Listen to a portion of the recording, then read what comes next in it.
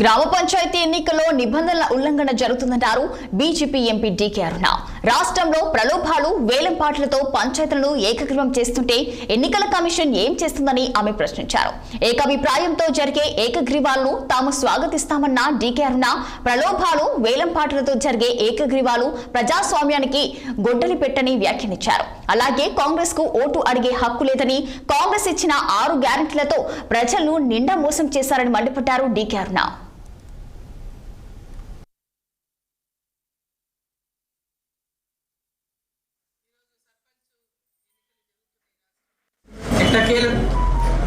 Last sarpanch ఎన్నికలు జరుగుతుంది. 2 సంవత్సరాలు అధికారంలోకి వచ్చి రేపటికి తెలంగాణలో కాంగ్రెస్ పార్టీ అధికారంలోకి వచ్చి 2 సంవత్సరాలు అవుతుంది.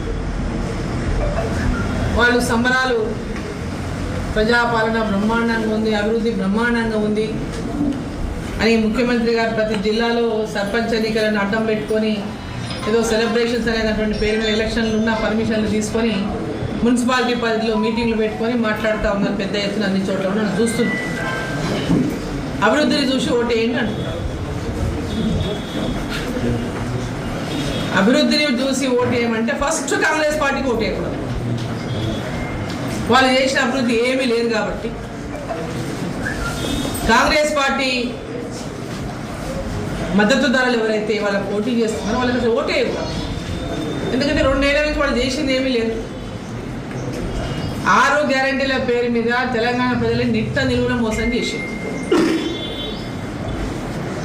మహిళలకు 2,500 రూపాయలు ప్రతి నెల ఇస్తాం. 18 ఏళ్ళు దాటిన ప్రతి మహిళకు నెలకు 2,500 రూపాయల చొప్పున ప్రతి నెల మహిళలందరికీ ఇస్తామన్నారు. ఇప్పటిదాకా ఎక్కడ కూడా ఏ మహిళకు కూడా ఇచ్చినటువంటి, ఎక్కడైనా ఇచ్చిన వాళ్ళు నిరూపించండి. ఎక్కడ కూడా ఒక్క మహిళ కూడా ఇచ్చినటువంటి దాఖలా లేదు. పెద్ద మోసం ఇది.